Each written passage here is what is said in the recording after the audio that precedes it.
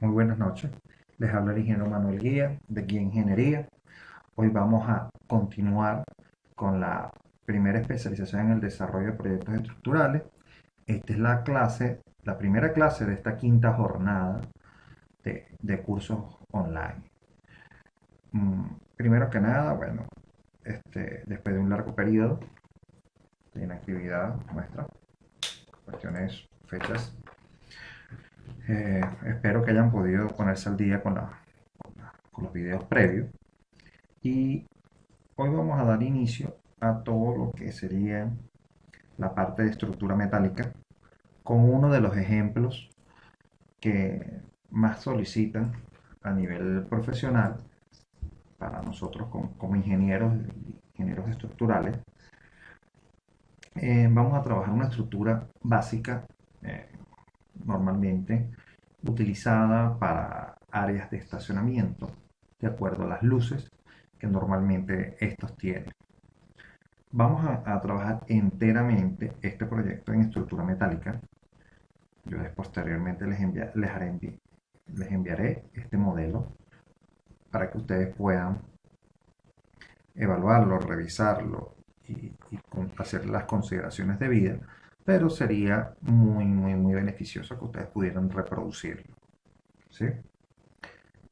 Primero que nada, vamos a hacer una revisión de lo que tengo ya previamente colocado, porque ya que por razones de tiempo me preparé vamos a decir, este archivo para que podamos avanzar mucho más en la parte de análisis que en la parte de modelado, que es algo que ya nosotros hemos visto en muchas oportunidades.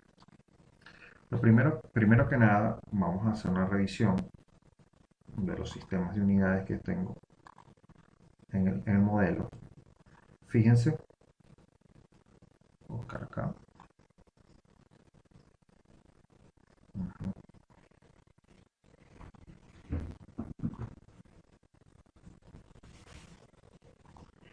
¿Okay? Los sistemas de unidades, vamos a decir que están configurados por defecto en este modelo.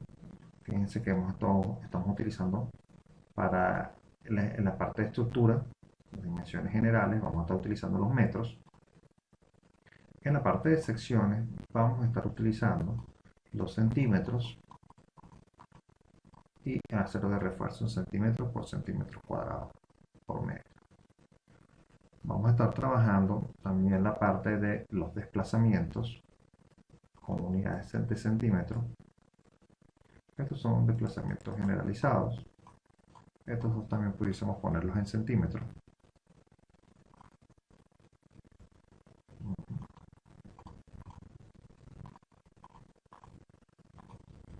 Centímetros. Y poder ver la parte de esfuerzos. Aquí también en centímetros. Luego fuerzas. Y informaciones lineales en centímetros. Uh-huh.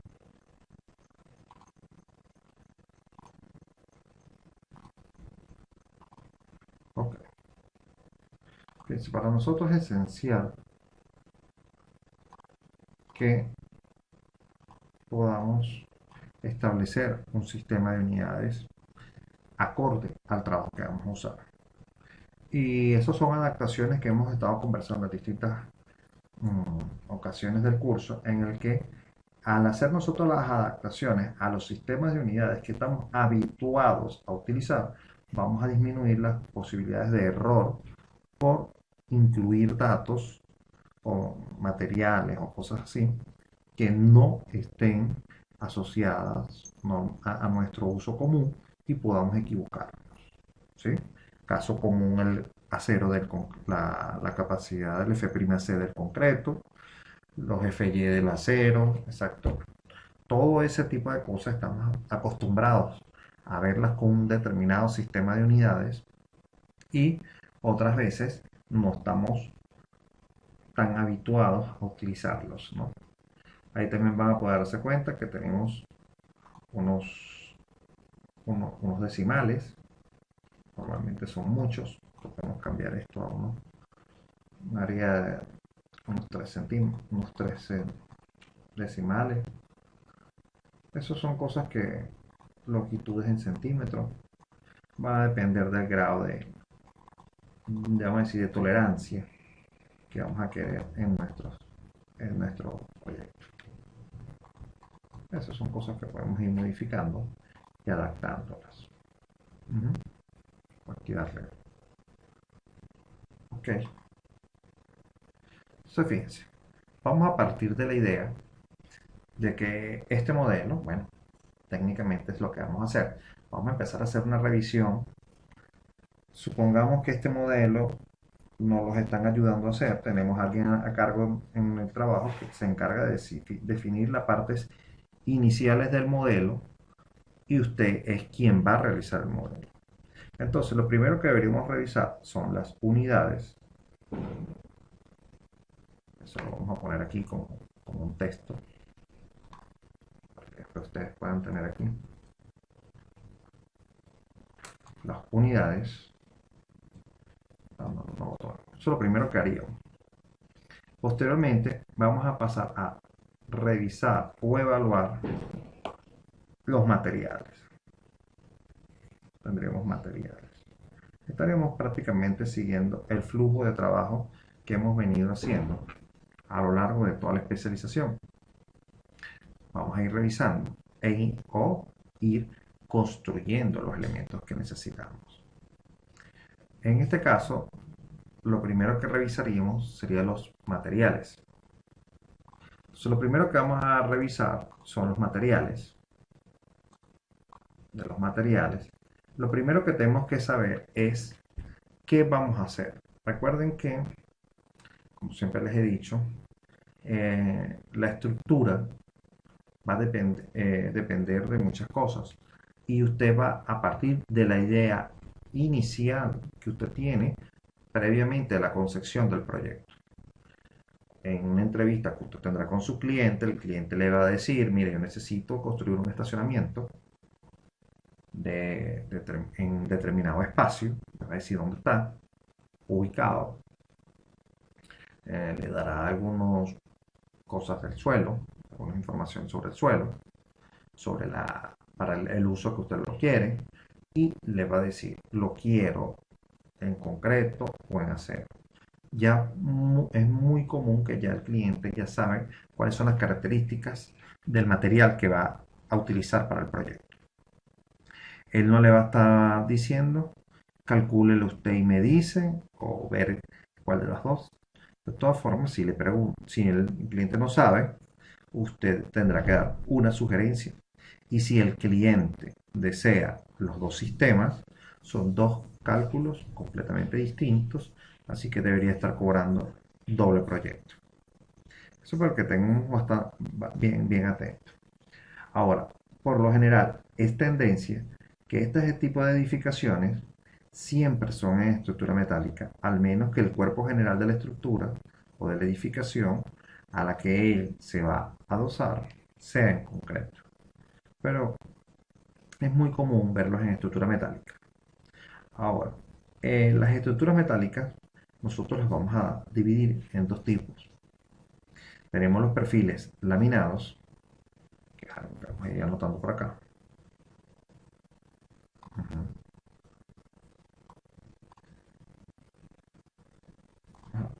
Estructuras metálicas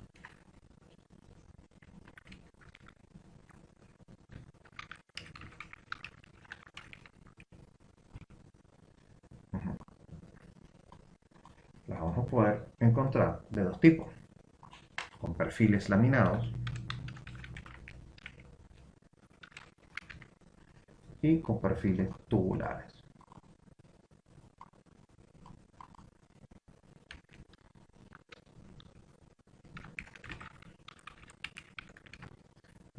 Esas son las dos características fundamentales que le van a determinar a usted el diseño estructural en la parte metálica. Dos puntos principales.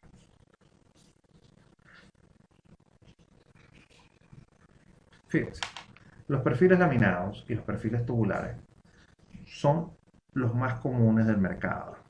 Va a depender del uso que queramos darle, cuándo es más conveniente usar un tipo o el otro. Lo que sí tenemos que tener claro es que algunos de estos perfiles tienen características muy especiales. Por ejemplo, los perfiles laminados usan un acero A36 que tiene como característica principal que el FY es igual a 2530 kilos sobre centímetro cuadrado. Esa es una de las características principales de este acero. El acero, vamos a hablar de el acero de los tubulares, por lo general es un acero A500, que puede ser grado 60, pero este va a tener una variación, que puede ser para perfiles redondos, puede darse para perfiles de tubería redonda o rectangular.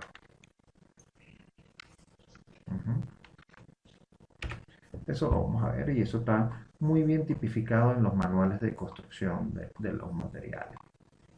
Fíjense, estos dos perfiles, su principal característica, o sea, su principal diferencia es el acero con el que están ellos construidos. ¿Eh? Podemos encontrar entre otras de sus características es que los perfiles laminados se consideran secciones compactas.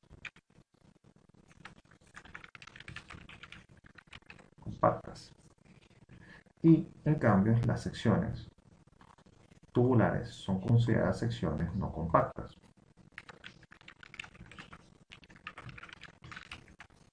Esto está estrechamente relacionado con vamos a decir,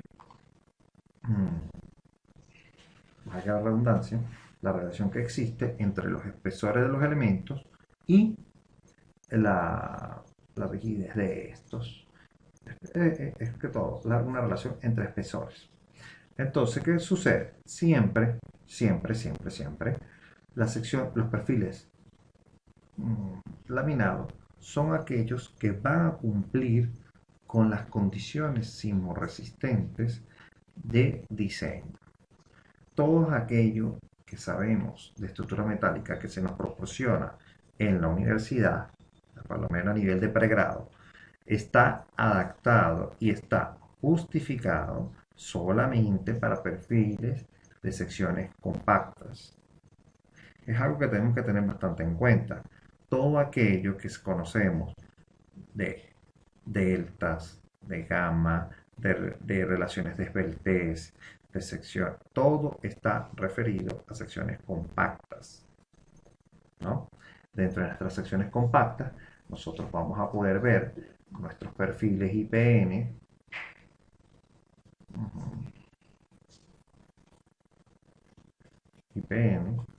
perfiles H, que son los mismos IPN, simplemente que tienen la misma rigidez en ambas direcciones, la misma inercia, corrijo.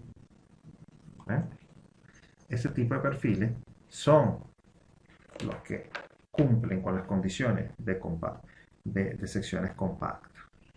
Eso es algo que vamos a tener bastante presente y hay que tener bastante cuidado, ya que eso tienen que hacerse algunas adaptaciones dentro del programa para que pueda dar resultados, vamos a decir,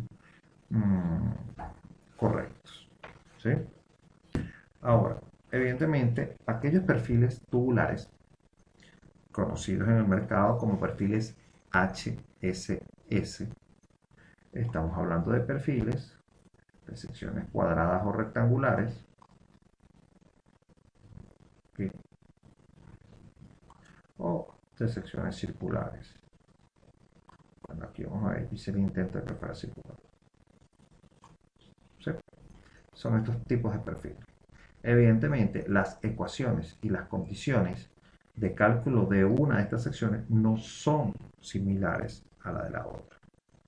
Y eso es algo que tenemos que tener estar bastante atentos con respecto a eso. ¿Sí? Entonces, fíjense, las condiciones de este proyecto va a ser que el material que las secciones a utilizar son secciones compactas. Vamos a ver acá. Entonces, las condiciones de diseño de este estacionamiento que vamos a construir es que sean perfiles laminados para la mayoría de la estructura.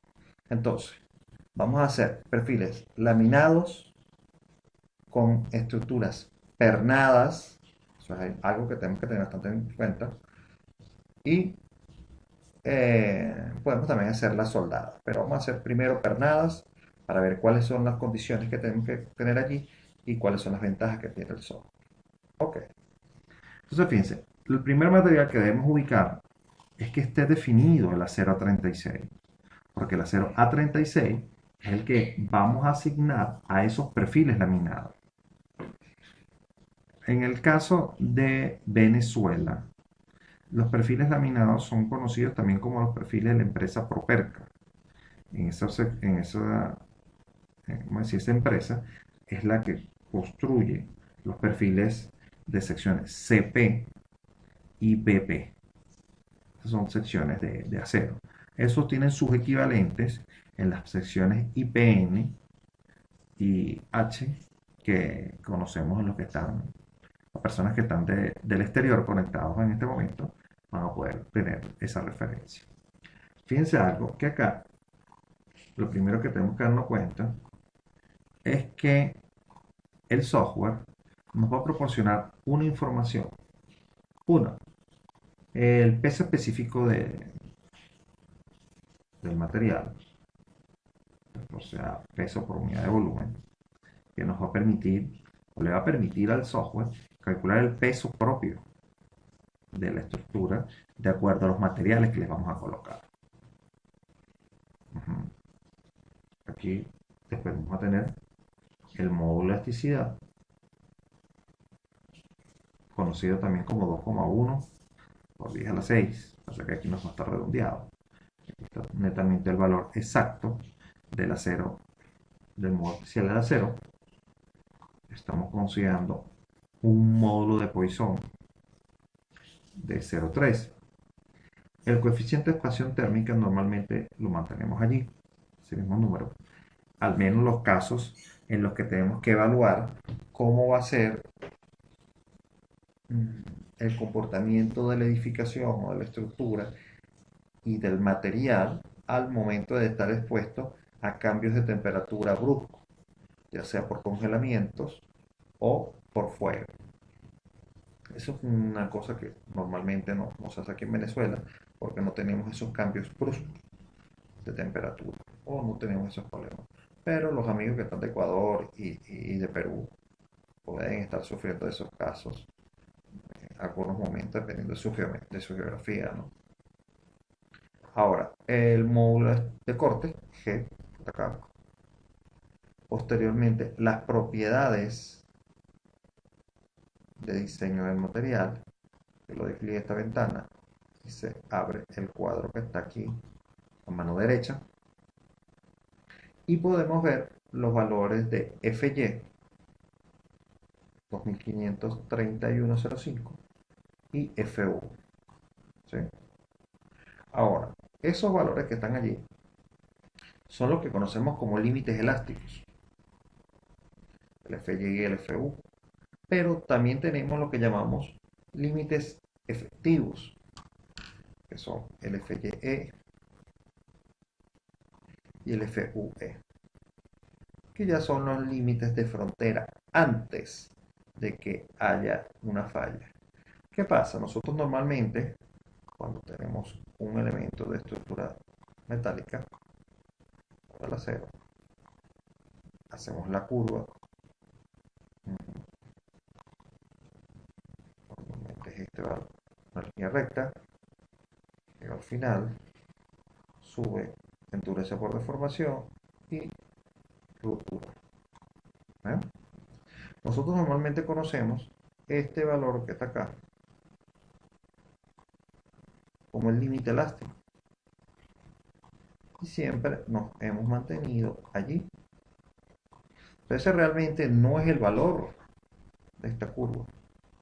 Nosotros siempre hemos garantizado estar por debajo de ese límite para mantenernos bastante, vamos a decir, cercanos a este valor. Vamos a ver aquí un momento.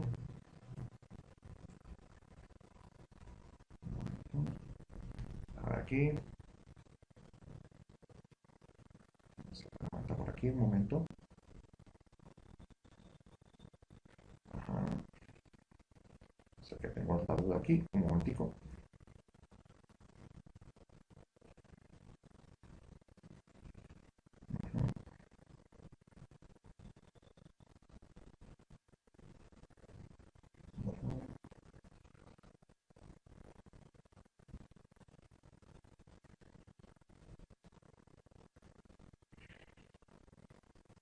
Okay.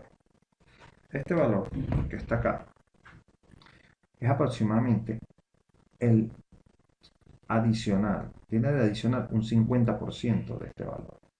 Por ejemplo, 2530. Si usted agarra 2531 y lo multiplica 0,5 por 1,5, le estará dando el valor de 3796. ¿Qué pasa? Estos valores nosotros estamos acortándonos aquí.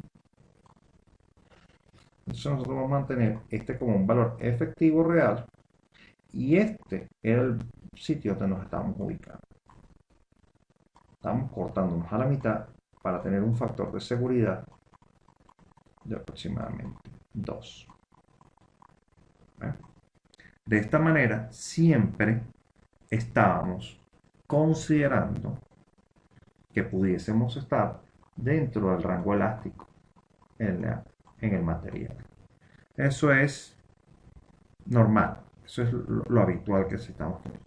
Pero ya nosotros al tener software que nos permitan evaluar la parte no lineal del material, aquel rango inelástico, nosotros podemos utilizar valores mucho más exactos y más cercanos a las propiedades del material.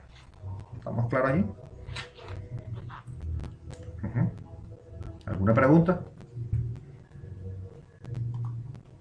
Ok. Darle OK acá. Acá otra vez. Estas imágenes.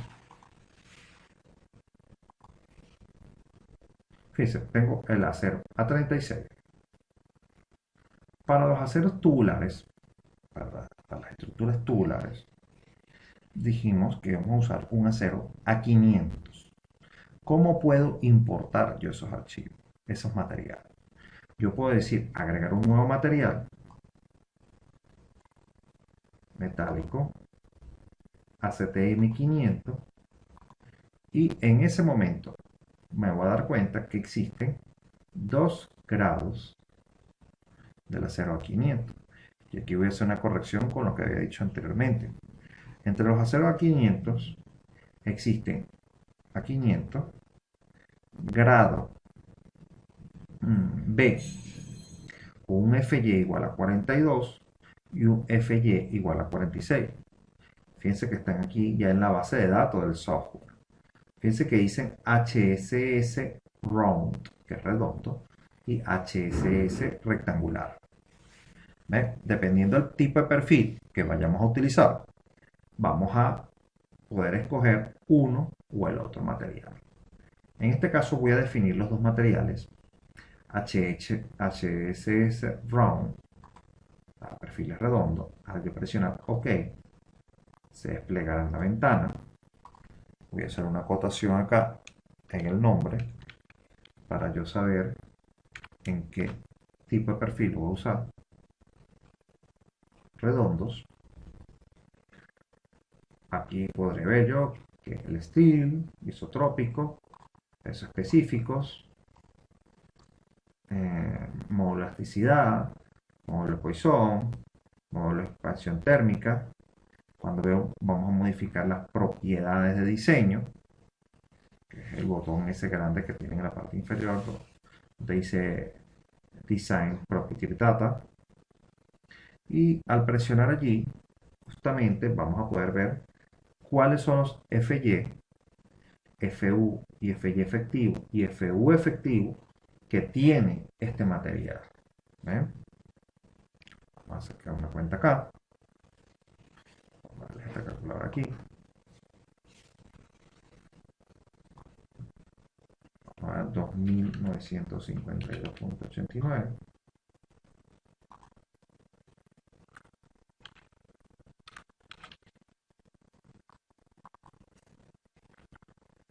2952.89 por 1.5. Aquí cambia el coeficiente. ¿Eh? ¿Cómo hacemos esto? Vamos a agarrar 3248.18 por 100 y dividido entre 2952.89. Un 10%. Exactamente. ¿Qué queremos decir acá? Que la diferencia entre un valor efectivo y uno normal, 2952.89, que es el FY, lo multiplico por 1.10, estaría teniendo aproximadamente el valor del FY efectivo. Fíjense cómo en el caso de los perfiles tubulares, el margen o el factor de seguridad entre lo que aguanta el material y lo que nosotros queremos tomar como efectivo es mucho más pequeño, es mucho más pequeño, sí, el factor de seguridad entre una sección y la otra. Por eso se debe tener especial cuidado con este tipo de perfiles en la parte de diseño, ya que son muy, pero muy susceptibles a cambios o daños. Por ejemplo, si usted lo pudo haber calculado perfectamente, pero si en obra no se guardaron adecuadamente, fueron golpeados o hayan sido sobrecalentados en el momento de la aplicación de la soldadura, todos esos factores pueden alterar las propiedades de este material, de estos perfiles, y invalidar por completo las condiciones de diseño que usted ha tomado. Y bueno, vamos a ver más adelante cuando vayamos a hacer la parte de planos metálicos, qué tipo de notas debemos estar colocando para nosotros resguardar nuestra, vamos a decir, responsabilidad con respecto al cálculo, con respecto a lo que se haga en la obra. Ok, ¿alguna pregunta? Fíjense, los valores son del orden del 10%. Así como yo definí el material A500 grado 42 de los perfiles redondos, voy a agregar un nuevo material de la misma manera a 500, pero ahora va a ser rectangular, tal cual. Le digo OK. Ahora vamos a poner aquí, entre paréntesis, rect, para saber que es rectangular. Las propiedades, fíjense, también son bastante cercanas.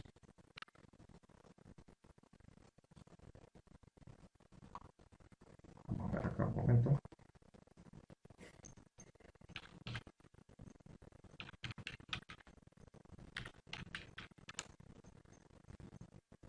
Un poquito menos.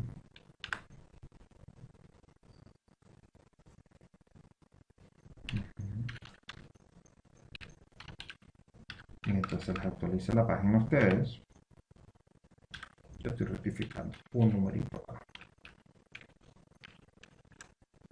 Sí, un poquito menos, como 10%. ¿Sí? Entonces fíjense, en este caso tenemos un FY de 3234. Fíjense que es ligeramente superior al que estábamos evaluando anteriormente. Pero ahora fíjense, 3000 234.12 por 1.10 da aproximadamente 3.557,53, más o menos el 10% nuevamente del factor de seguridad que tenemos del FI efectivo. ¿Ven? Repito, hay que tener especial cuidado con los perfiles tubulares. ¿Sí?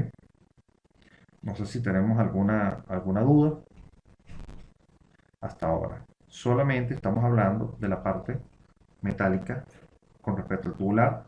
Ya el material tiene un factor de incidencia bastante delicado con el que hay que tener especial cuidado. Y le voy a decir OK, le voy a decir OK, y acá le vamos a dar nuevamente OK. Voy a guardar el archivo. ¿Alguna pregunta hasta ahora? Las personas que se están incorporando, por favor, si me hacen el favor de avisarme si me escuchan correctamente. Aquí me pregunta si podría modificarse ese factor de seguridad. Ojo, ese factor de seguridad ya nos lo impusieron el fabricante. Ya nosotros no podemos considerar valores más pequeños. Pudiésemos hacer algunas consideraciones para calcular el coeficiente de demanda versus capacidad y hacerlo más pequeño. Pero esos números ya están, vamos a decir, ya no los impuso el fabricante. Entonces el fabricante nos da los valores límites que ellos han ensayado de ese material con el que ellos construyen sus perfiles, y de esa manera nos proporcionan a nosotros los elementos de diseño. Ahora, si yo tomara esos valores y le diera factores de seguridad mucho más grandes, eso querría decir que tendría que tomar los FY mucho más pequeños, o sea, valores inferiores. Eso repercutiría directamente en los diseños, ya que necesitaría perfiles de mayor espesor, necesitaría mayor número de columnas, secciones mucho más grandes, diagonales, etcétera, etcétera, etcétera. Y el principal problema es que posiblemente no tengamos los perfiles que necesitamos en el mercado. Recuerden que en este caso, la parte metálica, a diferencia del concreto, nosotros en la parte de concreto podemos mandar a hacer la sección que nosotros nos deseemos, nos dé la gana, como dicen por allí. Si queremos mandar a hacer la columna en forma de cruz, eso ya es problema de encofrado y no es ningún problema. En cambio, en la parte metálica, nosotros tenemos que estar ajustándonos a los catálogos que tienen los fabricantes de los materiales que normalmente, o las secciones que normalmente se deberían utilizar en los diseños.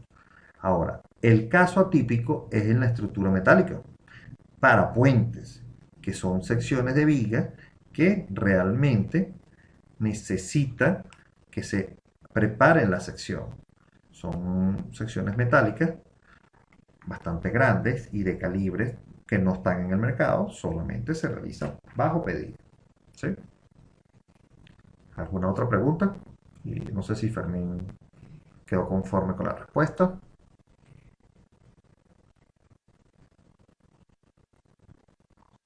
Entonces, fíjense, el siguiente paso para nosotros es definir el tipo de sección que vamos a utilizar.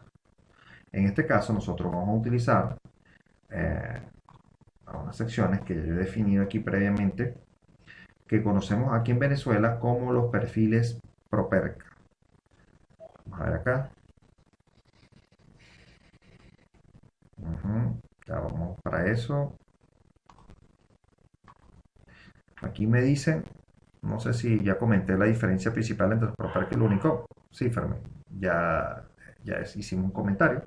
De todas formas, cuando nosotros vamos a trabajar este ejercicio con los perfiles Properca inicialmente, recordemos, para Venezuela, estoy conversando, para la gente aquí de Venezuela, tenemos la empresa Properca, que es quien suministra los perfiles IPN y los perfiles H. Para nosotros, acá son mejor conocidos como los perfiles CP y los perfiles BP.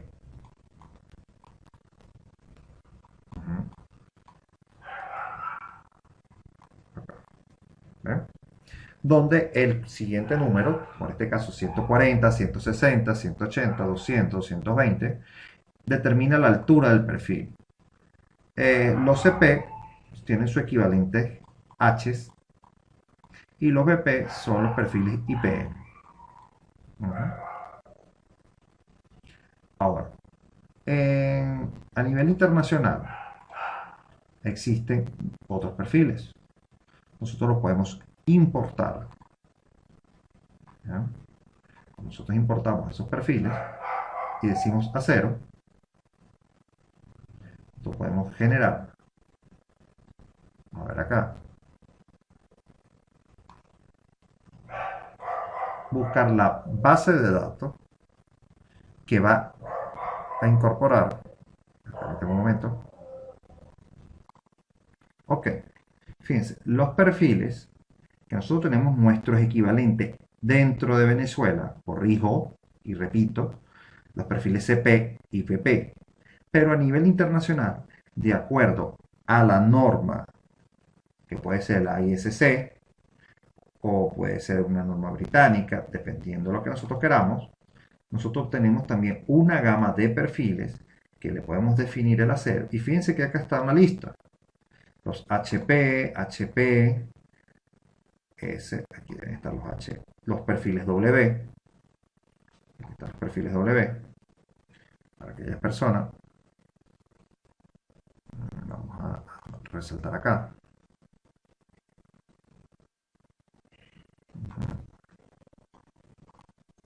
Fíjense que aquí están los perfiles W, son perfiles americanos. Este tipo de perfiles, no sé si estos son la forma normal de llamarlos. En Colombia trabajé con este tipo de perfil. No sé si es habitual que ustedes trabajen con los perfiles W. De todas formas, aquí el amigo Hernán, que me puede colaborar allí. Los perfiles en el mercado normalmente los vamos a ubicar como perfiles W. Por lo menos eso fue lo que manejé allá. Los perfiles HEA y HEB, fíjense que no forman parte de la norma AISC. Estos perfiles forman parte de los acero laminar Europa. Eso tiene que ver mucho con los troqueles que tienen las empresas cuando fabrican. Las empresas que fabrican el perfil tienen un molde. Ese molde lo conocemos como troquel. Ese troquel, dependiendo del origen, va a tener, vamos a decir, va a estar ajustándose a normas constructivas de Europa o normas constructivas americanas. Uh-huh. Vamos con calma para eso, Adriana, eso todavía no es el tema de ahorita. Entonces, fíjense, en este caso, las secciones para la acero milar Europa, que es lo que tenemos indicado acá, voy a borrar esto un momento, acero milar Europa, vamos a tener y nos vamos a conseguir perfiles, aquí está indicado, y voy a escribir aquí en grande, HE100A.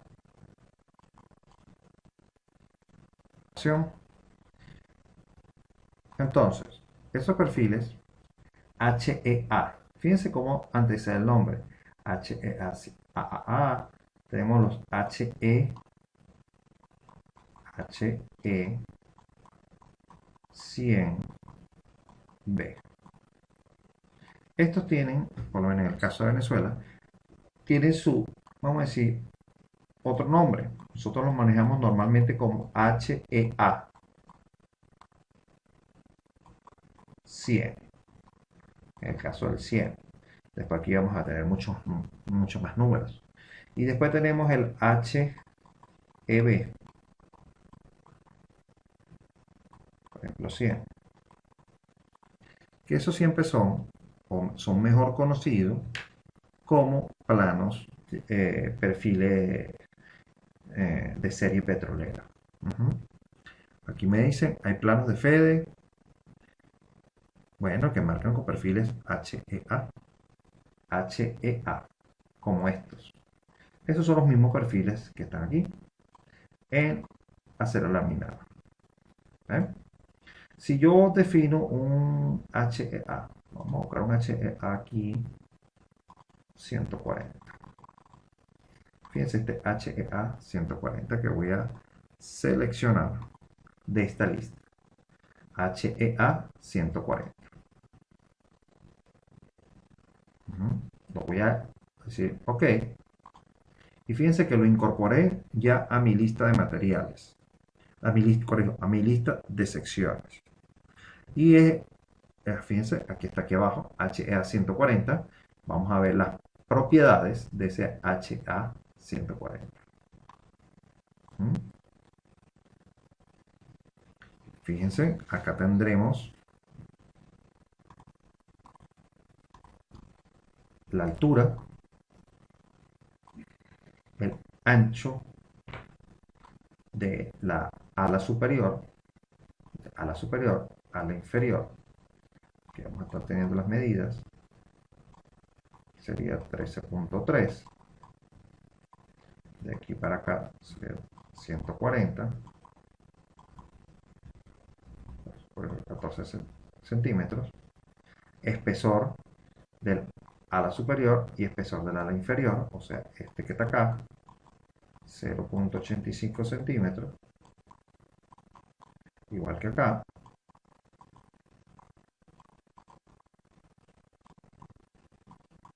Y aquí el del alma. El del ala sería espesor de 0.55. Acá y acá. ¿Ven? Eso es lo que sería un perfil HEA. Este es su equivalente. Un HEA 140. ¿Ok? ¿Una pregunta? Fíjense que estas medidas que están acá no las puedo modificar porque el perfil fue importado. Tendría que decirle yo en el momento de importar el elemento que permita modificación. Aquí le digo yo, sí, OK. Y voy a ver el CP140, que es el que está equivalente para Properca. Vamos. Entonces, si yo evalúo un CP140 y vemos sus propiedades, fíjense que son bastante, pero bastante cercanas a la del HEA 140. Fíjense, en primera instancia tenemos la misma altura. Bueno, una altura aproximada. Él era de 13.3, en cambio acá es 14. La base era la misma. Los espesores superiores e inferiores eran 0.85, acá lo tendremos a 0.90. ¿Eh? Y aquí era 0.55. Y acá simplemente está tomando 0.90 y 0.60. Eso puede estar relacionado a el número de decimales que se están permitiendo en la sección. Fíjense que aquí dice 14 y no dice 1400. Eso puede ser una de las posibilidades, pero es una sección equivalente. ¿Mm? ¿Ok? Entonces, la relación que hay entre un CP140 y un HA140.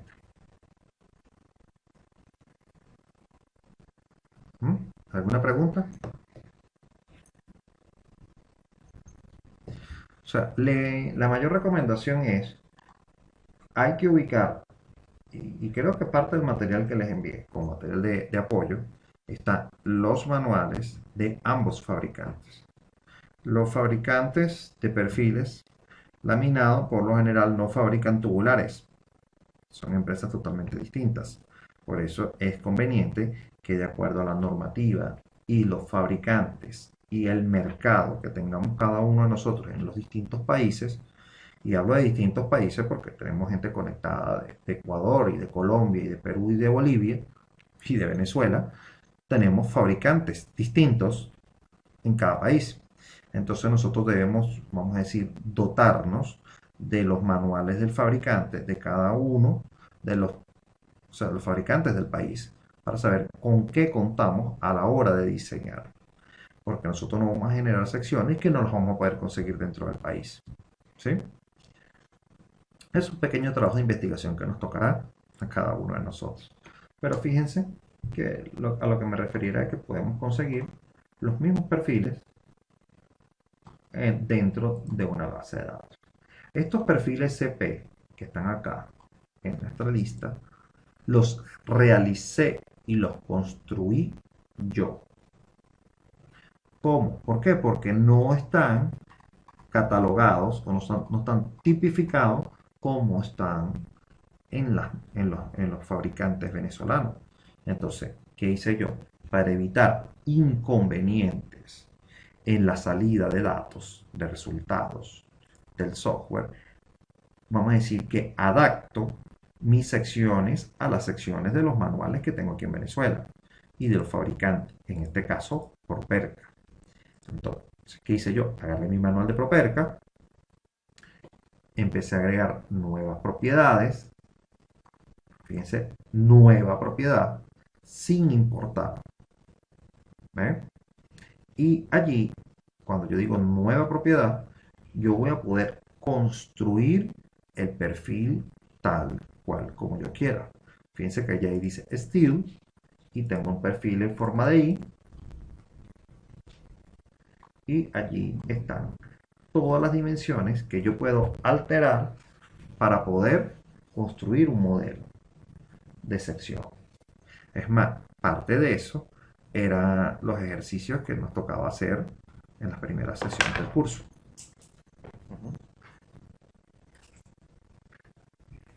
¿Alguna pregunta? Cualquier persona que quiera hacer una pregunta la puede ir haciendo, que la vamos a ir respondiendo a medida que aquí me llegan y yo voy leyendo lo que van haciendo, las dudas que van teniendo y las voy respondiendo inmediatamente. Eso para mantener la interacción con ustedes. Fíjense, aquí yo lo que hice fue agarrar mi manual de Properca e ir metiendo los datos de los distintos perfiles e ir haciendo uno por uno. ¿Eh? Ujú. Lo mismo hice con los perfiles BP y los perfiles CP. Entonces, le digo OK y termino con eso. Ahora fíjense, esto va a ser la principal diferencia que va a haber en un modelo en concreto y en un modelo en estructura metálica. La sección y el material. De resto, todo lo que ya sabemos de la parte de concreto, como definir global patterns, los casos de carga estáticos, son idénticos. Vamos a tener carga muerta, vamos a tener carga variable, vamos a tener una sobrecarga permanente. Eso se mantiene igual, de la misma manera. Eh, lo mismo va a pasar con la parte espectral. Recuerden que el espectro de diseño o la función espectro de diseño tiene que ver con la función de la edificación, el tipo de suelo, la zona sísmica, etcétera, etcétera, etcétera, que la adaptaremos a nuestro país, ¿no? También recordemos las combinaciones de carga. Digo aquí, combinaciones. Como normalmente nuestros países utilizan como normas de referencia las normas americanas, en el caso del concreto la ACI y en el caso de la parte de acero la AISC, nosotros siempre estamos trabajando en base a esa referencia. Por lo tanto, la parte NRFD, que es llevar los materiales al límite, aumentando las cargas y disminuyendo la resistencia, nos hace tener las combinaciones de diseño exactas, tanto para un diseño en concreto como para hacer. O sea, siempre vamos a tener la combinación estática de 1.4 de la carga muerta, siempre vamos a tener la combinación de 1.2 más 1.6 de la carga variable, después vamos a tener las combinaciones de 1.2 más la carga variable, más los efectos sísmicos, que fue algo que ya hemos explicado en sesiones anteriores, del 100% en una dirección y el 30% en la dirección ortogonal, o sea, y las combinaciones de 0,9 de sismo, que por lo general son combinaciones utilizadas cuando o vamos a construir la edificación. ¿Vale? Son combinaciones que tienen que ver, están estrechamente relacionadas a la primera fase de construcción de la edificación. Entonces, fíjense, las combinaciones se van a mantener idénticas a lo que ya hemos definido. La función espectral, en este caso, tengo dos. Una con la zona sísmica, estructura B1, Z5, ¿no? Zona sísmica S2R4, y una con un suelo S2 y una con un suelo S3. Eso básicamente son dos funciones que están incluidas allí. Ahora, uh-huh, eh, no, no entiendo esa pregunta. Eh, les comento, todas las combinaciones vienen incluidas dentro del software. Todas, todas, exactamente todas. Cuando usted dice load combinaciones, les voy a mostrar algo para que aprendan algo de, como quien dice, cultura general. El software trae la norma. Tanto es así que cuando usted empieza a usar el software, le pregunta cuáles son las normas de diseño que usted va a utilizar en el software. Eso es lo primero que usted hace.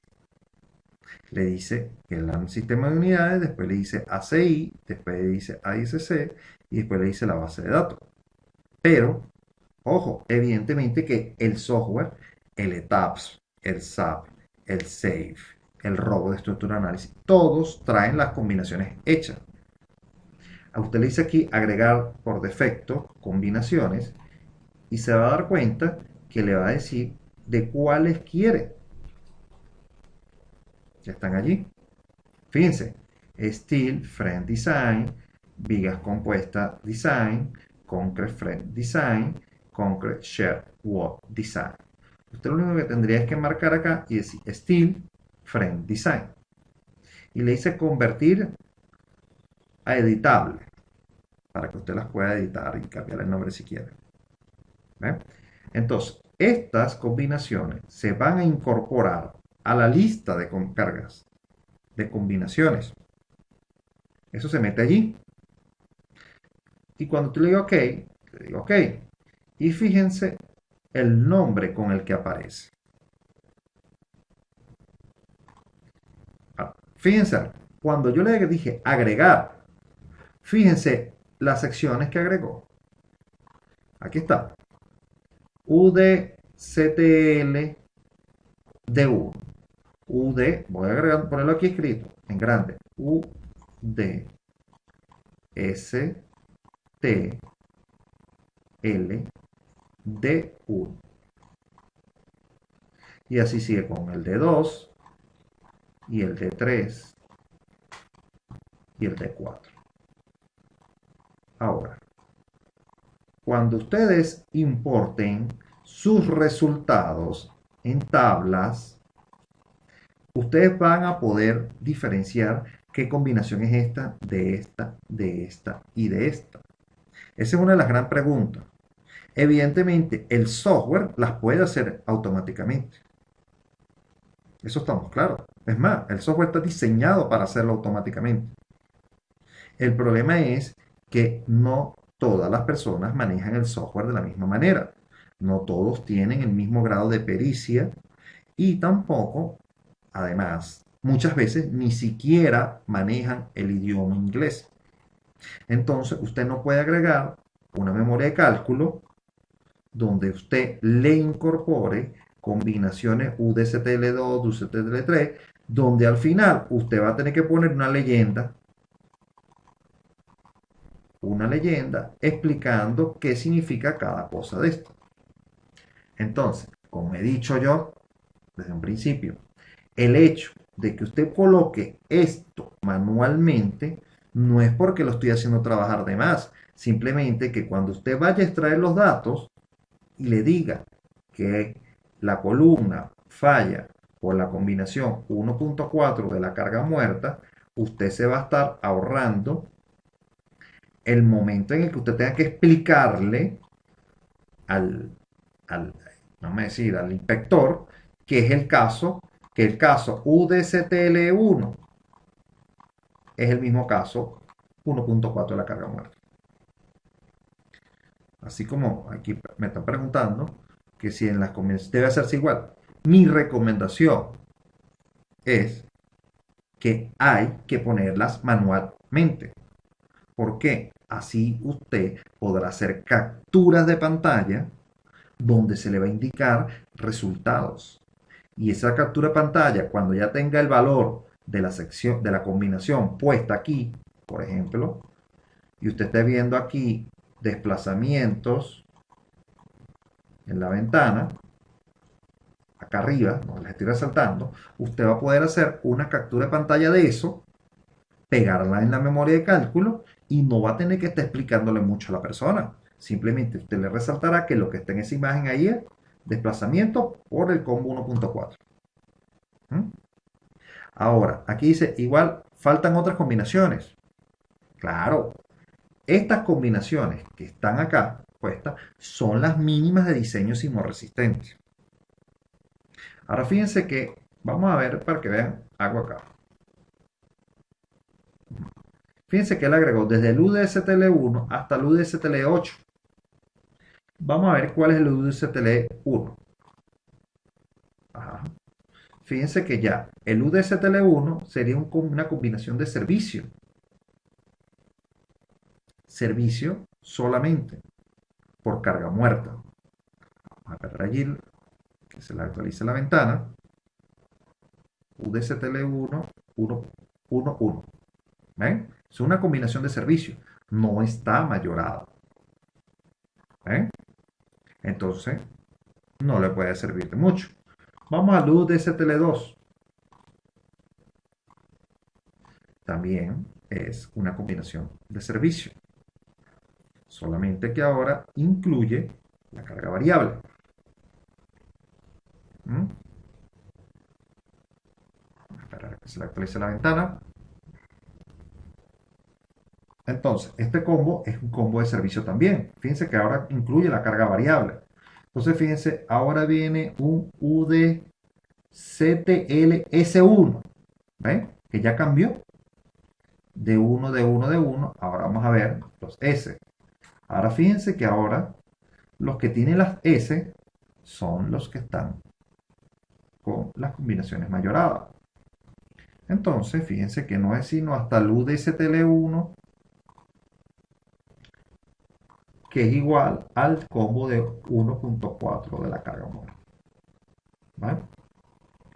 Entonces tendría que evitarse ponerle esa traducción en la memoria de cálculo.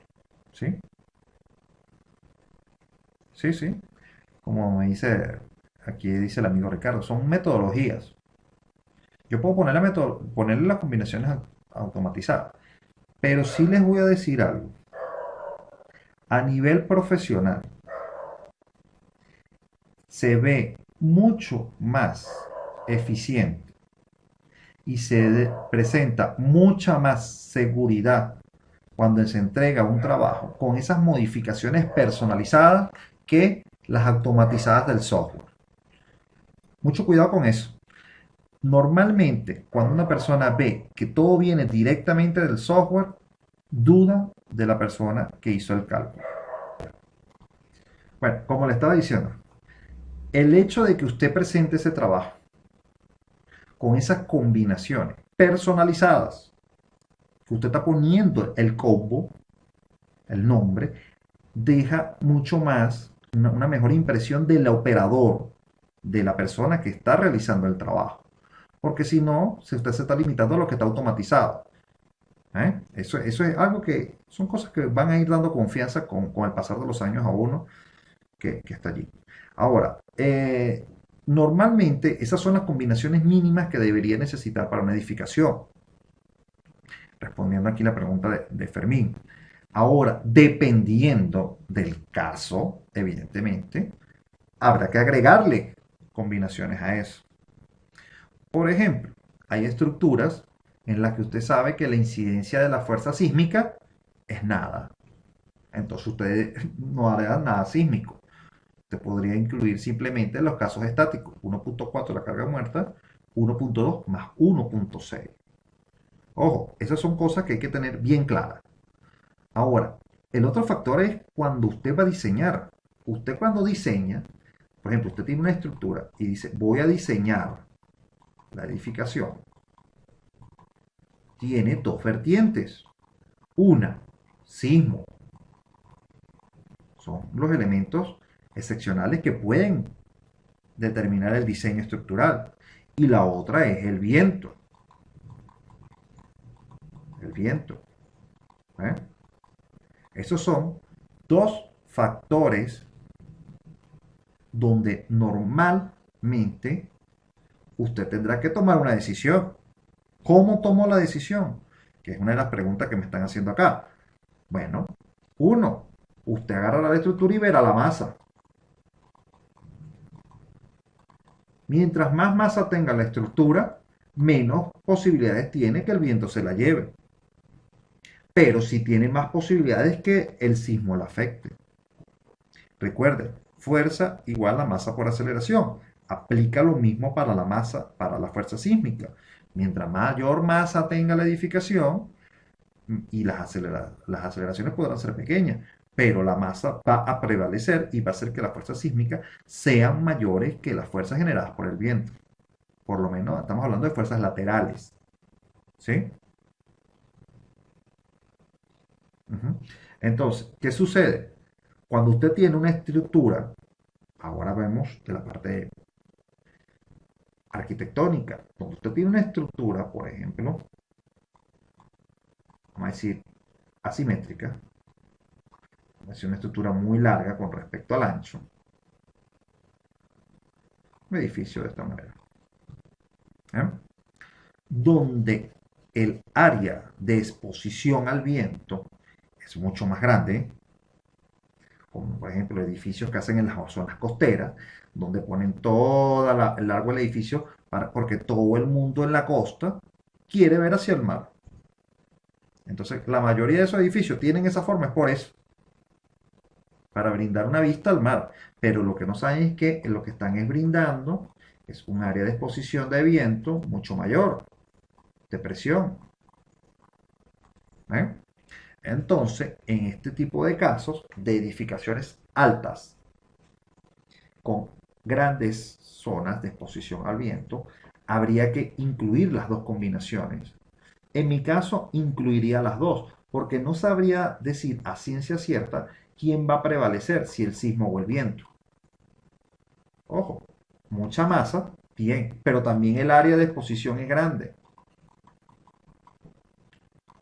Entonces, habría que evaluar, evidentemente, por los casos sísmicos y los casos de viento, incorporándolo los dos, ver cuál de esos es el que va a generar o va a prevalecer en el diseño. Eso es habitual. Ahora, ojo, esto es un edificio. No sabría a ciencia cierta cuál es el que va a afectarme. Pero, si yo lo que tengo es una cancha techada,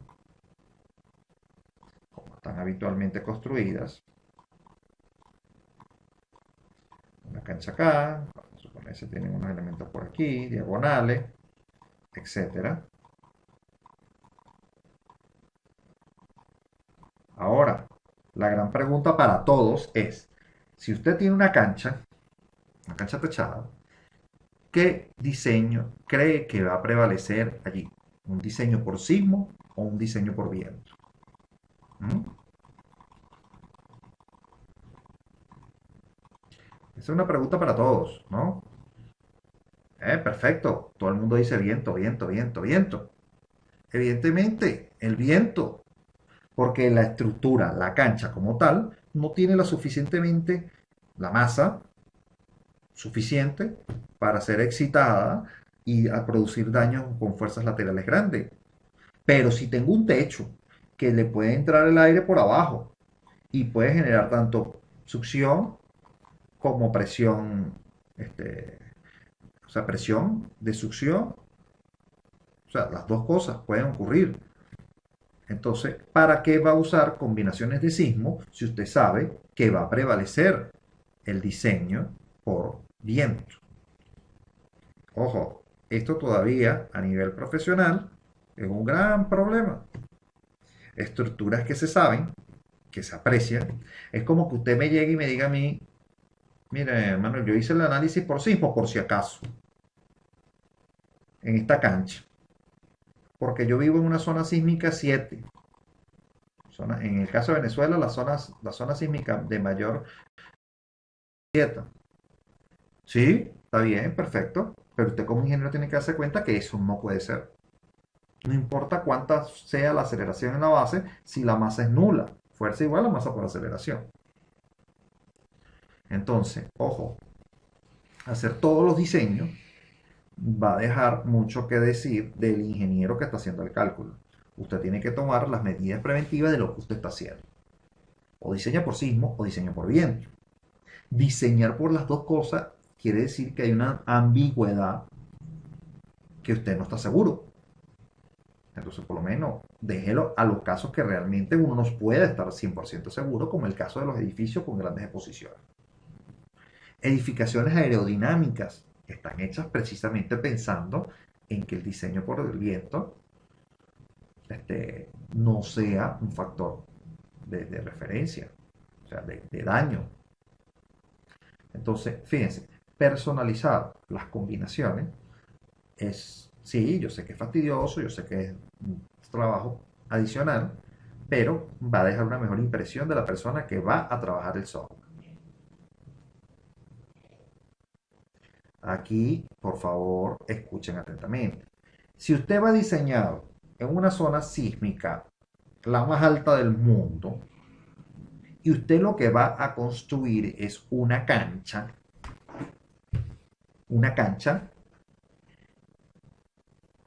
entonces, dígame, el sismo le va a hacer algo a esa cancha, ¿no? No es que no debo considerar el sismo. Entiendan esto. Las zonas sísmicas, así como hay zonas sísmicas, hay zonas de viento.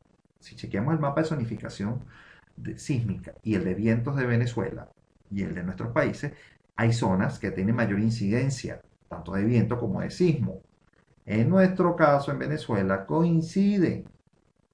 Las zonas máximas de sismo también tienen las máximas zonas, las máximas velocidades de viento. Eso es algo que tenemos que tener presente. Pero usted como ingeniero tiene que darse cuenta que hay una que va a prevalecer. Si usted quiere, hace todos los análisis. Todos. Puede hacerlos. No, porque yo estoy en la zona sísmica 7 y yo voy a ver si aquí el sismo afecta. Ojo, no está de más. Usted puede decir, bueno, no importa, para yo estar 100% seguro. Voy a hacer viento y sismo. O sea, pero le puedo asegurar que le va a dar viento. Porque el área de exposición y la masa lo va a afectar directamente. Entonces, claro, evidentemente, estas son unas habilidades que nosotros vamos agarrando con el pasar de los años, pero es algo que evidentemente no se diseña ni por sismo ni por viento. No se diseña por las dos. Hay una de las dos que va a prevalecer.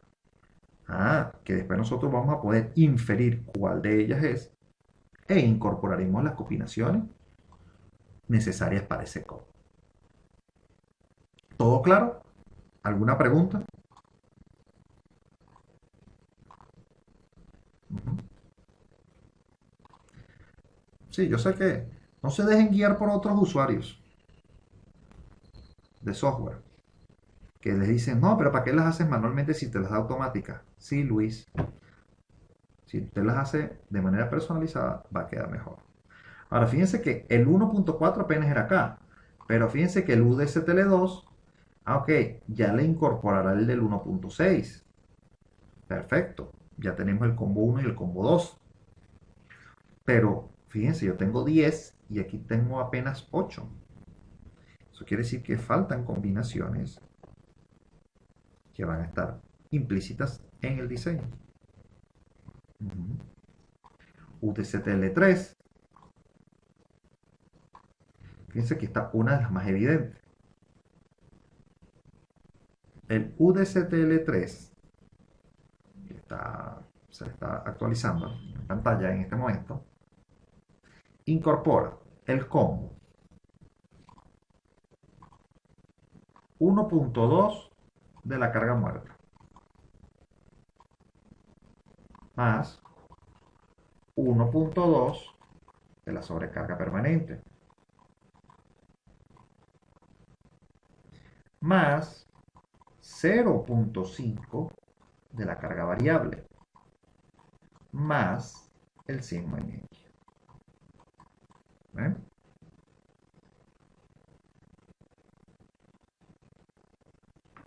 Entonces, fíjense, del UDSTL3, él considera 0.5 de la carga variable. Y nosotros en nuestras normas, por lo menos aquí en Venezuela, consideramos que este valor es 1. ¿Eh?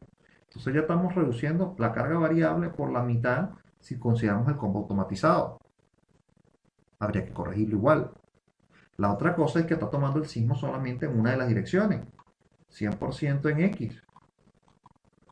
Y la mayoría de las normas sismo resistentes le dice que usted tiene que incluir por lo mínimo un 30% del sismo en la dirección ortogonal.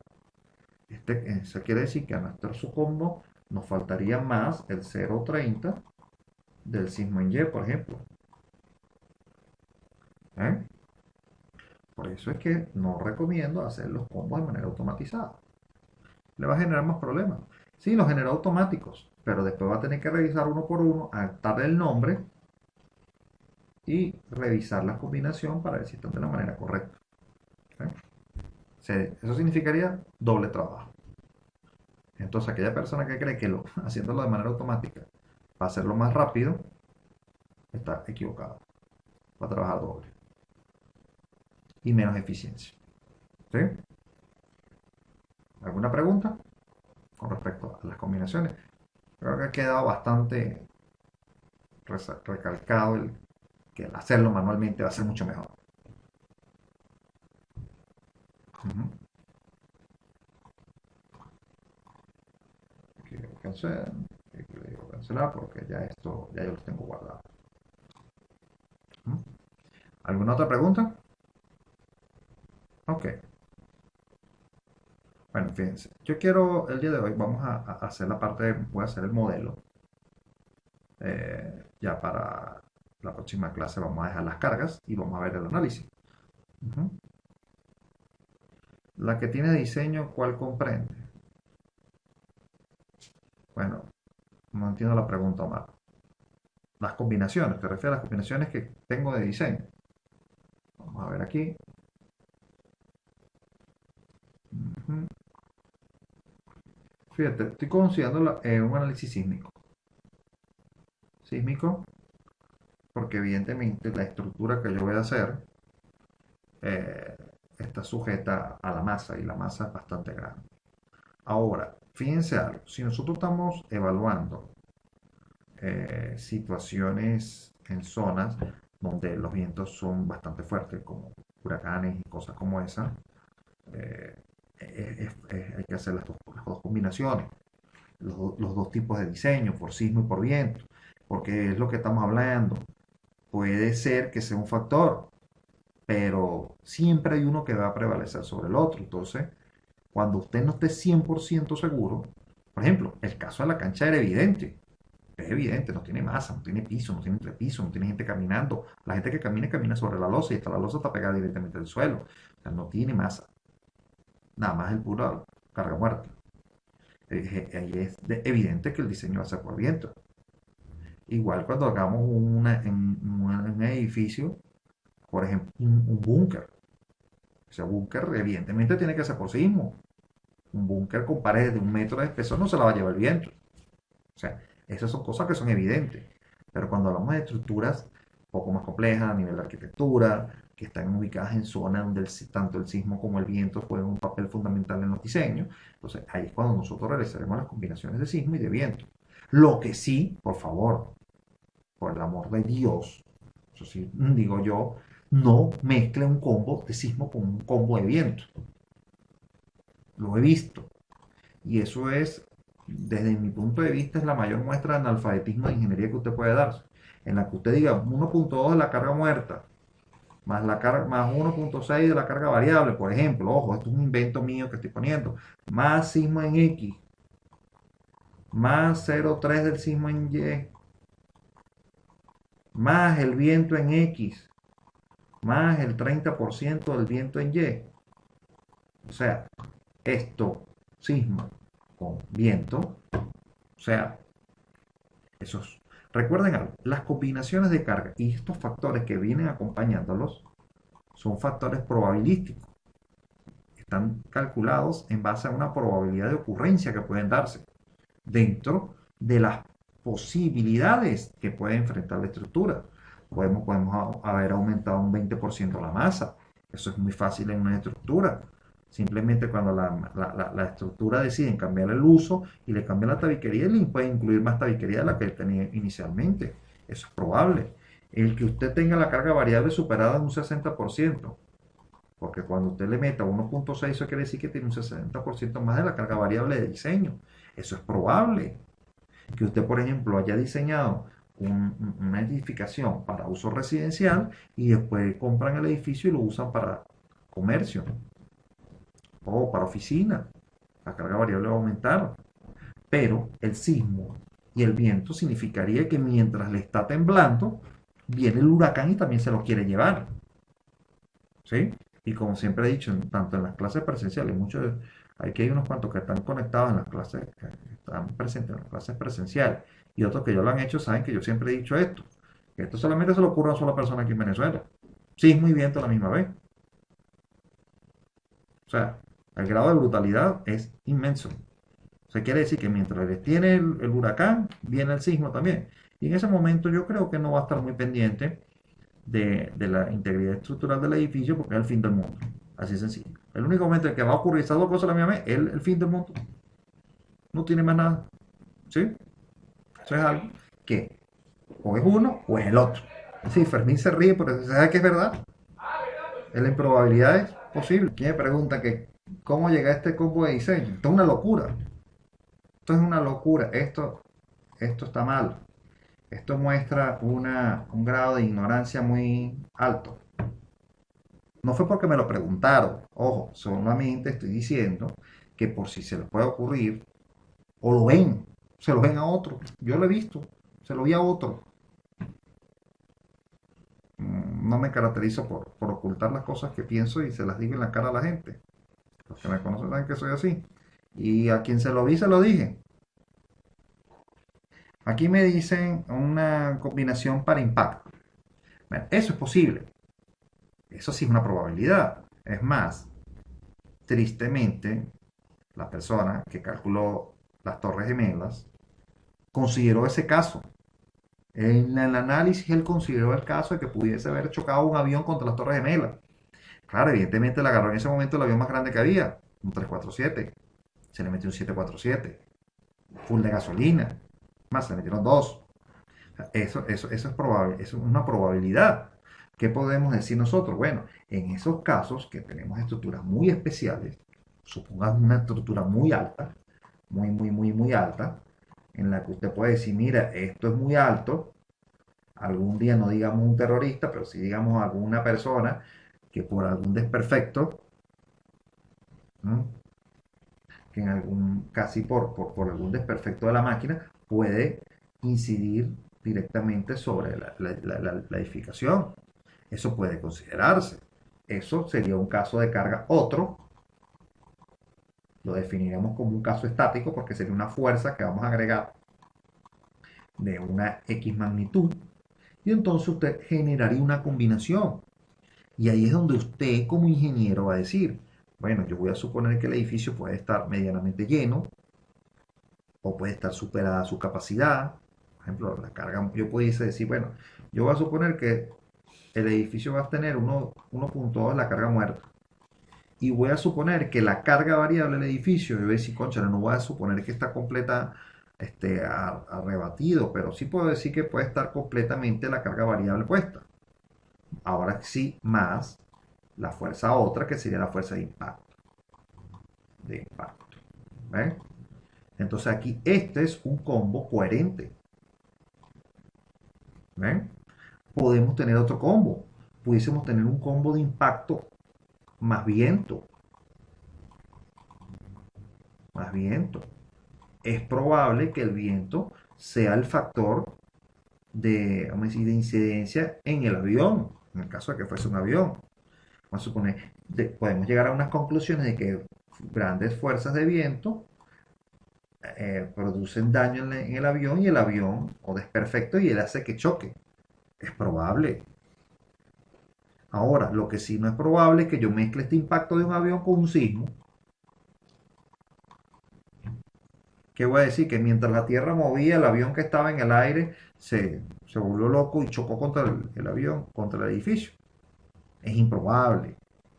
Por eso se llaman, son probabilidades de que ocurra algo. ¿Eh?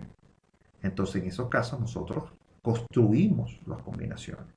Ahora, existen combinaciones especiales para estructuras especiales. Y por eso nosotros deberíamos diseñar, revisar nuestras normas para ver, dependiendo de la edificación que estemos calculando, verificar.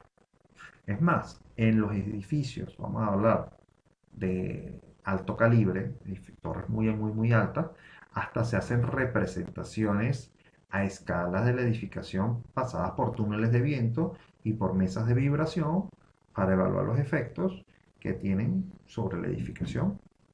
Pero estamos hablando de algo que tiene mucho presupuesto. ¿Sí? ¿Estamos claros ya aquí? ¿Alguna otra pregunta? Aquí Ricardo nos comenta que en Brasil diseñan con impacto. Sí. Aquí en Venezuela hay ciertas edificaciones también. Lo que pasa es que nosotros no hemos tenido, vamos a decir, ese tipo de problema de, de casos especiales de carga. Dependiendo también de la edificación que vamos a considerar. ¿Sí? ¿Alguna pregunta? Ok.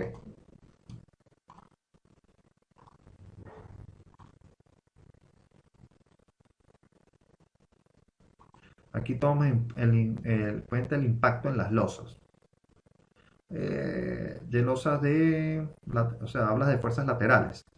Eso normalmente yo lo utilizo en mi caso personal. Reviso el impacto como fuerzas horizontales en, en losas. Ojo, aquí me dice fuerza vertical. Hay dos tipos de impactos. Uno, el impacto por fuerza lateral, que normalmente lo evalúo cuando hay edificios cercanos a mi edificación.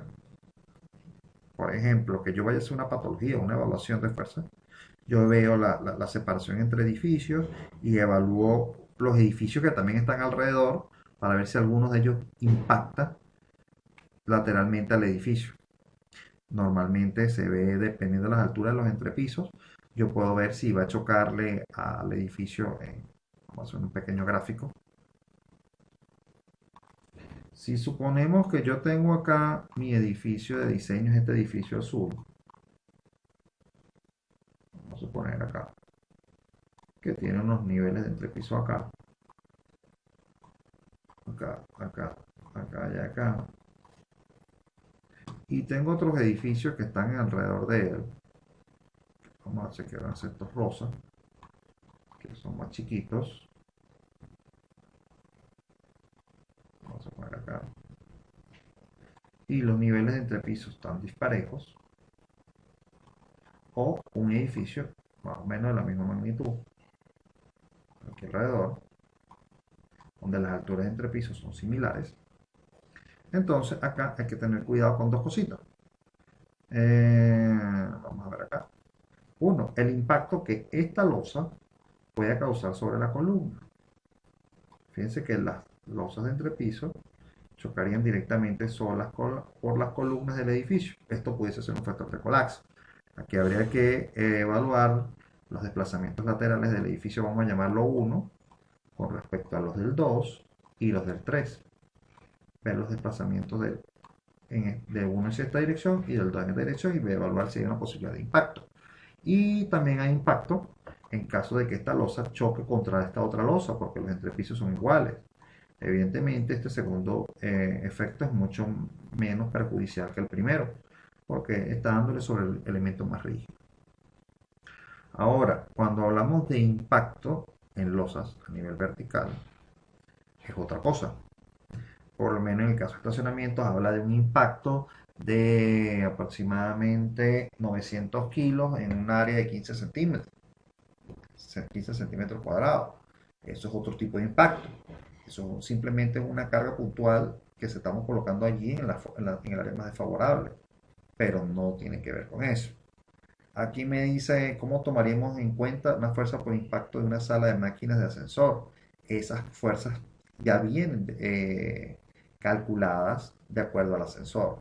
Ya, por ejemplo, cuando tú decides cuál es el ascensor que vas a colocar, y de acuerdo a la altura que ellos tienen y la capacidad máxima de pasajeros, ellos saben cómo pueden calcular la fuerza, te la dan, ya te dan una fuerza de impacto. Y eso es una fuerza por metro cuadrado, pudiese ser, o como carga puntual, dependiendo de dónde vaya a caer, del sitio de aplicación. Por eso es que cuando nosotros vamos a diseñar un edificio, debemos saber que hasta qué máquinas van a poner allí.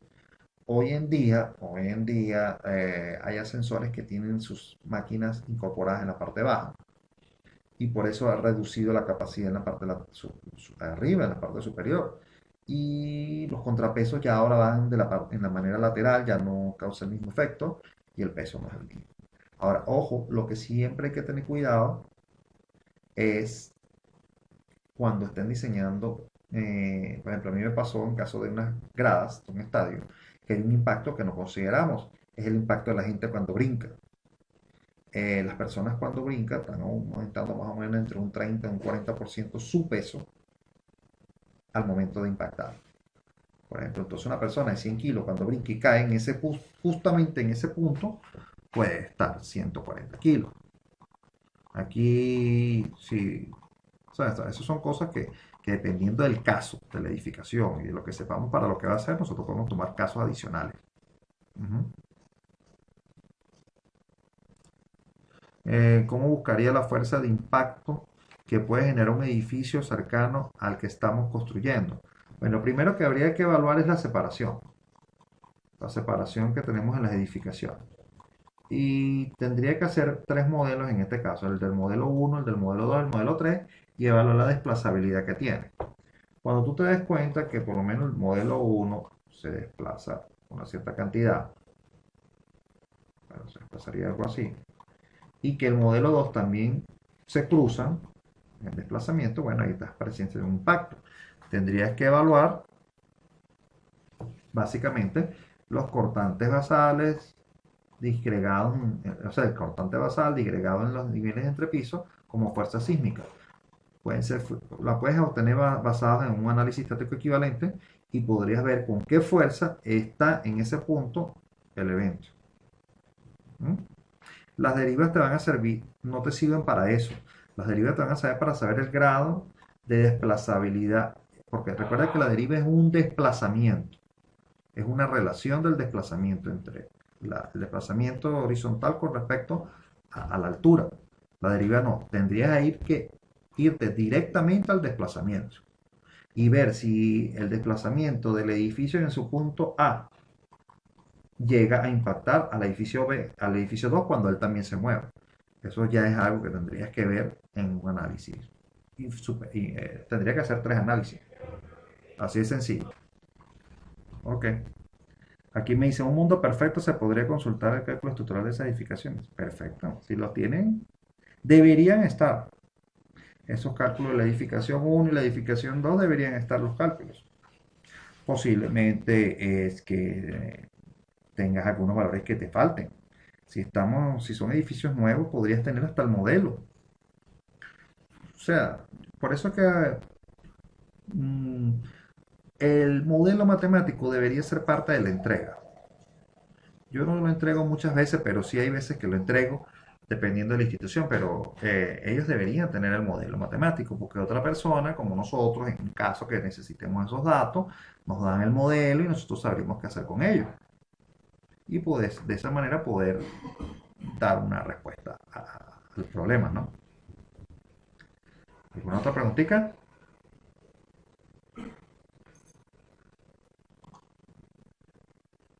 Ujú. Esos son trabajos que, que requieren cierta pericia y ciertas cosas, ¿cierto? Vamos a decir artesanía, digo yo, siempre. Bueno, para, no sé si tengo alguna otra pregunta, otra aclaración. Ok, bueno, voy a proceder a dibujar esto acá. Lo primero que, bueno, como siempre he dicho, trabajamos en planta, es mucho más fácil trabajar en planta. Vamos a generar las columnas. Yo para hacerlo mucho más rápido voy a decir en la parte inferior derecha que los cambios que yo vaya a hacer se generen en all story, en todos los pisos, para que cuando yo coloque la columna se coloque de igual manera en todos los niveles. Recuerden que en estructura metálica es habitual mantener la sección transversal, o sea, desde la base hasta la parte superior, mucho más cuando los niveles son inferiores a los 12 metros. No es muy recomendable generar cambios de sección, porque al generar esos cambios de sección estará haciendo cambios de variación de rigidez grandes y eso puede afectar. Además, que tendría que preparar una plancha base de conexión en los niveles intermedios donde vaya a empalmarse. Por eso es que no lo recomiendo. No es imposible, tendría que ser un trabajo mayor, pero se puede, pero con mayor delicadeza. Entonces, fíjense, incorporo aquí All Story, la parte inferior. Voy a hacer las columnas. En este caso, voy a usar la columna de la sección más grande que tengo allí de diseño, que sería un CP260 para todos los niveles. Ok, fíjense, estoy esperando aquí. Bueno, fíjense, yo voy a generar primero las columnas. En este caso, voy a generar un CP260 para las columnas, que las voy a poner uniformemente en todo el área de estacionamiento. ¿Sí? Puedo usar la opción columna parándome en planta superior y generar un barrido y con esa manera incorporar en cada punto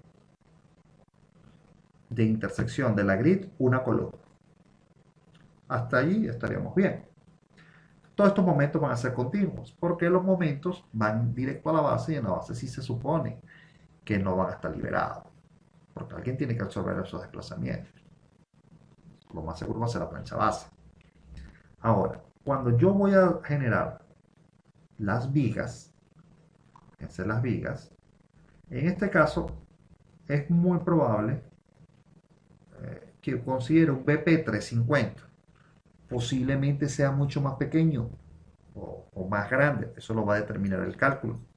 Pero sería una buena, tenemos una luz de 8 metros y sería un buen, vamos a decir, una buena forma de comenzar, ¿no? En este caso, fíjense que yo digo BP350 y donde dice Moment Release, allí se los voy a resaltar, donde dice Moment Release, acá dice continuo, continuo.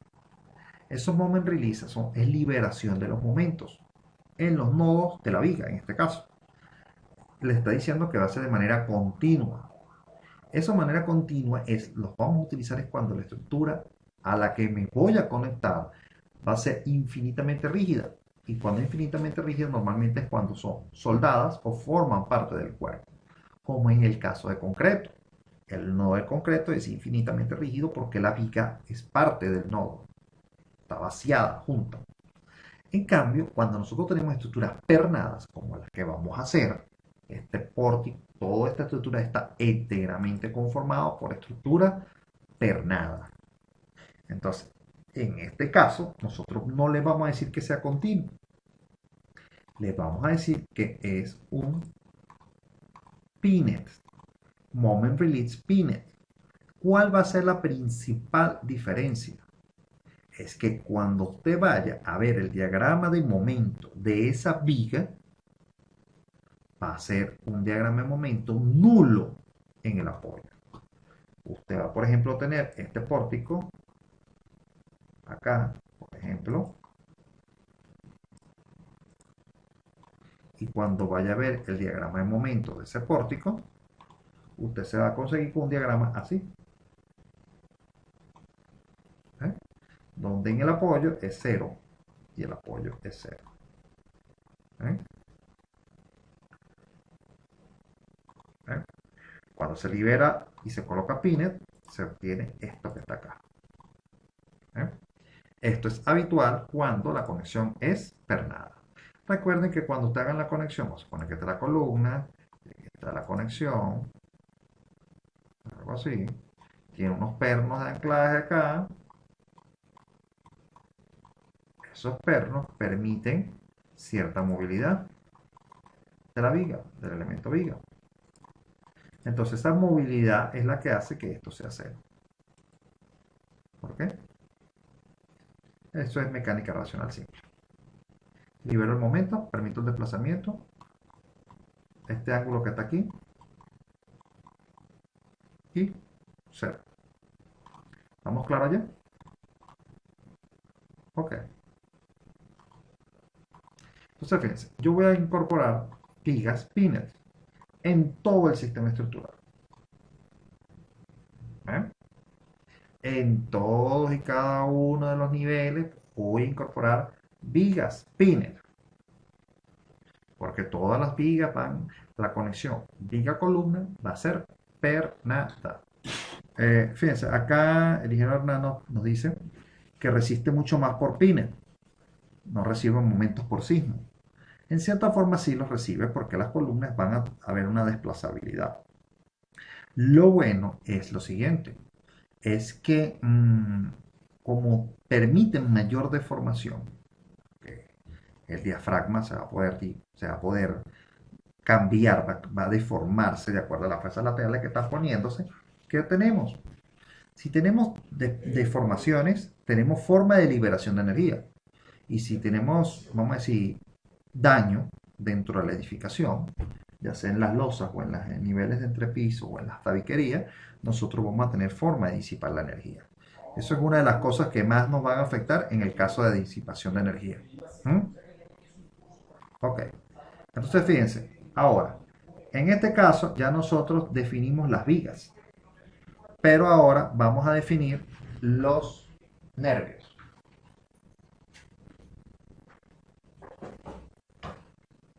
¿Tienen alguna pregunta? Ok, los nervios nosotros también los vamos a generar con la misma utilidad que tenemos acá, la misma opción de nervios, donde dice Draft, Second and Beam Planes 3D. Ahí está. Nosotros vamos a activar esta opción. Entonces, fíjense cómo acá, cuando yo digo elemento secundario, que sería este que está acá, y me genera las propiedades. Fíjense que ahora yo puedo decir, mire, ese como es un perfil 350, yo le puedo llegar con un BP mucho mayor. Yo voy a comenzar con un BP 200. Ojo, sigo insistiendo que esto es un predimensionado. Esta diferencia de la parte de concreto en el que yo decía, bueno, si la luz es 8, 8 entre 10, la altura de la viga debería ser 0,80. Por ahí esa era una buena aproximación para la parte de concreto. Pero para la parte de acero no es muy efectiva. ¿Ven? Si efectiva sería si usted fuese a usar cerchas. Pero en el caso de los perfiles IPN, Es una cuestión que se va a ir desarrollando con la experiencia. Posiblemente sea la adecuada, posiblemente no. ¿Sí? El BP200. Pero de todas formas eso no nos va a causar ningún problema mayor porque nosotros podemos poder ir revisando varias veces el modelo. Entonces, en este caso vamos a poner un pinner también porque las conexiones viga-nervio van a ser pernadas. Voy a suponer que todo ese edificio lo voy a preparar en el taller y me lo voy a llevar y lo voy a ensamblar en un sitio. ¿Sí? Ahora, en el espaciamiento, ya nosotros sabemos que podemos decirle el número de espaciamiento máximo o número de vigas. Vamos a usar el espaciamiento máximo y le voy a poner una separación máxima de 1 metro, 100 centímetros. ¿Sí? Esa separación máxima de un Y igual, o sea, de 100, evidentemente va a depender de la losa cero que usted vaya a utilizar. Nosotros podemos usar, por ejemplo, los aceros, que pueden decir entre 0,7 de separación, 1 metro, 1,25, hasta 1,50, hasta 1,70 de separación de los aceros. En este caso, el problema es que mientras menos nervios tenga usted en la edificación, los problemas de vibración de la misma van a ser mayores. ¿Sí? Muchas veces por poner menos nervios, la estructura se hace tan, no digamos inestable, porque es que ya no se va a caer ni se va vamos a decir, colapsar por una falta de algunos que otros nervios. Pero la sensación dentro de la edificación no va a ser muy buena, lo que va a conllevar a un diseño de sensación de inseguridad, tal cual como dice aquí el amigo Ricardo. Eso es muy común en centros comerciales y hay algunos que no han evaluado ciertas condiciones que puede ocurrir. Bueno, hay casos conocidos por nosotros de algunos centros comerciales que la sensación de vibración es demasiado alta y hace que uno no quiera estar allí. ¿Sí? Ujú. Ahora, repito, estos nervios van a ser pines única y exclusivamente porque estoy considerando que la estructura es pernada. Ahí está la respuesta para Fermín. ¿Siempre los nervios van a ser pines? En este caso, como es pernado, sí. Si los nervios fuesen a ser soldados, fuesen continuos. ¿Sí? Ok. Entonces, fíjense, yo voy a considerar que en y los nervios que se colocan sobre las vigas, vuelvo y repito, ¿van a ser pernados o van a ser soldados? Estén dentro del ala o estén sobre la viga, el método de construcción es el que es importante. Si va a estar por encima o en la cara. Fíjense que aquí vamos a hacer esto que me están preguntando. Si usted va a llegar y suponer que esta es la viga, vamos a hacer la viga aquí. La voy a dibujar más o menos. Esta va a ser una viga. Uh-huh. Y voy a hacer la otra viga aquí. Esa misma viga aquí. Aquí, aquí, aquí, aquí. Entonces, hay dos formas en las que yo puedo hacer eso. Conectar. Una en la que el perfil vaya en la parte superior. Va a ir aquí. Y va a ir aquí. Y va a ir aquí. Esto es una forma que no es muy rentable. Porque para la edificación entonces las columnas van a tener que ser más grandes. Los niveles de entrepiso van a ser más grandes. Y no solamente eso, sino que hay una parte de la sección que no va a estar siendo aprovechada. Y posteriormente a esto hay que montarle la losa cero. Entonces imagínense que el nivel de entrepiso va a ser la viga, la correa, la tiene aquí arriba, y encima de eso la losa cero. Entonces este nivel de entrepiso queda muy alto. Entonces uno dice, bueno, ¿qué tan alto puede ser? Bueno, esto pudiese ser de medio metro para una losa pequeña, pero pudiese ser hasta de 1 metro para este caso de esta edificación. Y entonces significa 1, 2, 3, 4 metros adicionales que tiene que tomar en la edificación. ¿Ven? el método más común y el más, digo yo, más apropiado sería el de soldar o apernar, dependiendo de cuál sea el método constructivo que usted decida, al alma de la sección. Se puede meter acá, de la sección de viga, ¿no? Acá y acá. Y que usted dirá, bueno, yo me voy a pegar acá, que puede ser por mediante soldadura o puede ser mediante unas planchas de anclaje y decidir que esto y esto sea pernado. Entonces, visto esto, especifico un BP200 como viga, como nervio, que sea colocado de manera pinet, con un espaciamiento máximo. No le vamos a poner 100, vamos a ponerle eh, 1,25 en la dirección Y. Entonces, fíjense que esto me va a permitir a mí pararme sobre la losa, el nivel de vamos a decir, el vano, donde va a estar ubicado el entrepiso, y decir, bueno, vamos un nervio aquí, un nervio acá, un nervio acá, un nervio acá. Vamos a rodear todo esto acá, un barrido. Y fíjense que ya habré colocado los nervios en todos los niveles de entrepiso. ¿Eh? De esa manera ya habré construido todo el modelo. Debo bajar al nivel base. Eh, Recuerden quitar el All Story en la parte inferior derecha a un One Story, o sea, para que las modificaciones se hagan en un solo piso. Selecciono todos los elementos de la base y le digo asignar al join, al punto, una restricción y le voy a decir que es empotrado. Aplico y OK. ¿Sí? ¿Alguna pregunta? Ahora, fíjense, la forma de colocar la carga pueden ser de dos formas.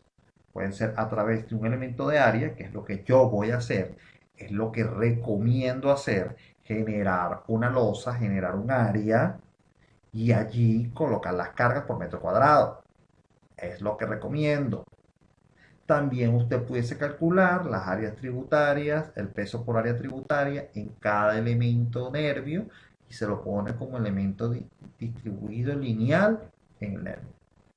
Pero, pero, allí usted estaría omitiendo o haciéndose de la vista gorda con el aporte de rigidez que va a tener en este caso la losa cero en el cálculo. ¿Sí? Por eso no recomiendo cargar nervios, nunca. Siempre cargue áreas. En el caso de entrepiso, cargue la losa. En el caso de techo, cargue la cubierta. Pero siempre haga la carga a las áreas. Ellas después te harán una discretización y eso mejorará el cálculo, etcétera, etcétera, etcétera. ¿Sí? No sé si tenemos una pregunta hasta ahora, aquí.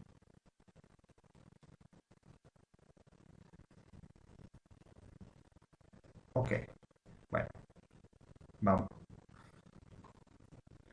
OK, bueno, entonces, el restante, que es la definición de la losa cero, y la colocación y la carga y la colocación de las cargas en la estructura la vamos a dejar para la siguiente sesión. Entonces, vamos a dejar esto hasta aquí y sería entonces hasta mañana.